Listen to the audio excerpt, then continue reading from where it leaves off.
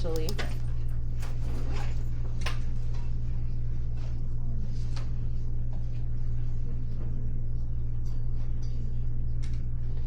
Okay, this is factoring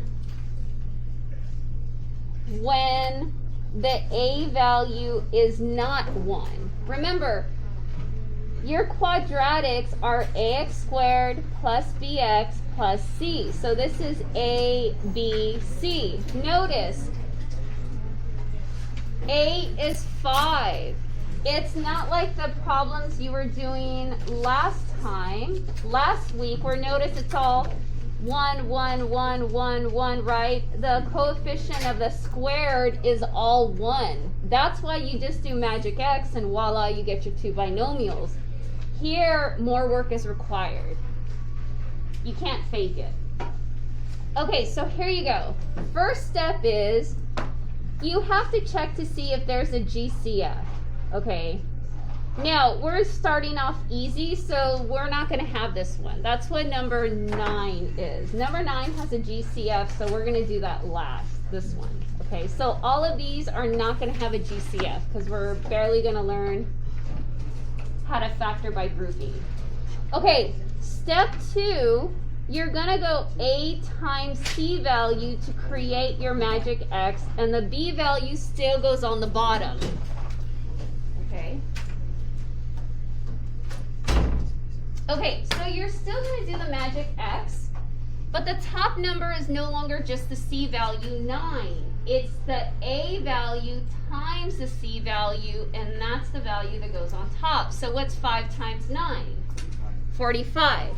So we're going to go a times c, and that's 45, and so my magic x is set up this way. So the 5 times the 9, obviously you would respect signs, but they're both positive. You got it? Okay. So then the b value still goes on the bottom. And now you're going to fulfill your magic x. Okay, so you have to find 2 values that multiply to 45. So if I jump to the calculator, right, 45 divided by 1 is 1 and 45. 45 divided by 2, I get a fraction, so no. 3 and 15. And obviously that one's screaming that's the answer, right? Nope. And 5 and 9, right? Okay, so these are all the possibilities of finding 45. Now, if you're using your table, where's my yellow table? Oh, here we go. Right, you're looking for 45, so there's 3 and 15. Here's 5 and 9, and then of course 1 and 45. Okay, so you can find it there as well. All right, 45 is positive, right? This is positive because the 9 and the 5 are positive. This value is negative. The only way I get a positive product is if they're both positive or they're both negative. But the fact that the b value is negative tells you that the 2 values are both going to be negative, because a negative times a negative product's a positive, but a negative added to a negative gives me a negative value. Okay, so negative number plus negative number gives me negative 18, and so 3 and 15 are going to give me my numbers, right? So far so good? Okay, so this is where it switches. This is where there's extra steps. So this is called by grouping. And so eventually you're going to grumble when you hear grouping, because you're like, oh, because you know how much work is required. All right, here we go. You're not just going to take your binomials and go, oh, x minus 15, x minus 3, voila, I have my answer. No, no, no. This value is not 1. When the a value is not 1, you have to do the grouping factoring. So what you're going to do is you're going to manipulate. You were given an original trinomial. See how there's 1, 2, 3 terms? If you're going to factor by grouping, you technically want an even number of terms to split. So I can make the 3 terms become 4 terms. So what I mean by that is you're going to make your 3 terms become 4 terms. And you're going to do that by using these numbers to make the 4. So let me show you. You still bring down your ax squared term, but in place of this negative 18x, I'm going to replace these two.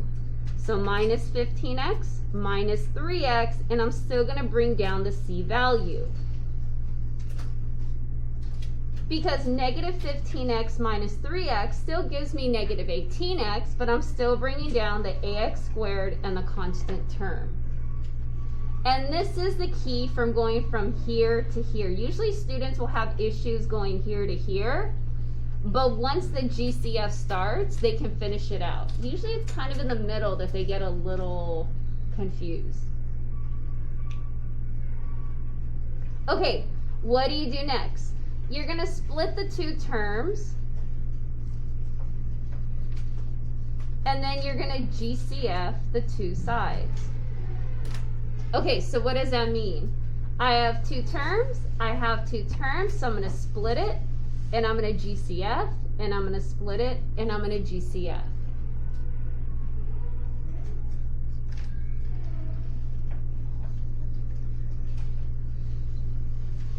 So now you're going to ask yourself, what can I pull out that they have in common?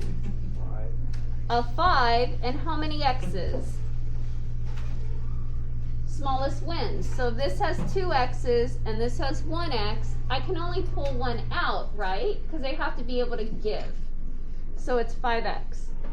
And so what am I left with? X minus 3, right? And double check. 5x times x is 5x squared. 5x times negative 3 is negative 15x.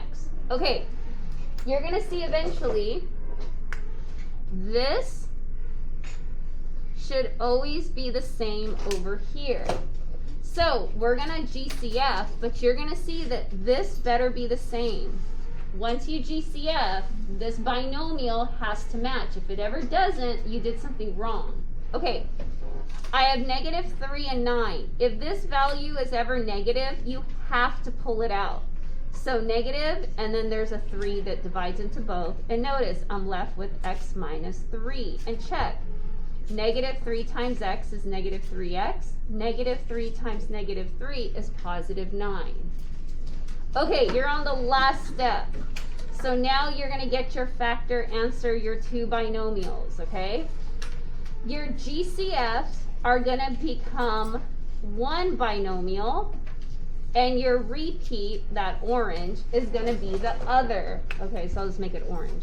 It's going to be the other one. So here's what I mean. This is a GCF, and this is a GCF. That's going to become 1 binomial. And this repetitive is going to become another binomial, because essentially what you do is you GCF again. Between these 2 terms, what do they have in common? X minus 3, and so what's left over? 5x minus 3. And so this is your factored answer.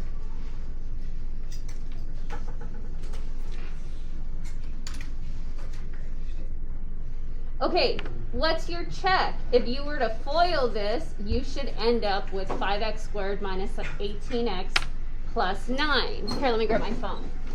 All right, yes, photo math is wonderful to check your work, but if you're using it as a primary source of answers, you're going to fail the test. So hold on, let me just take a picture. Let's see if I can get it. Let's see if it scanned it. Yeah, so there you go. So 5x squared minus 18x plus 9, 5x minus 3, x minus 3. Remember, those gray x's are so ugly. Don't write them. So I think you have to pay now, right? If you hit this. Oh, okay, there you go.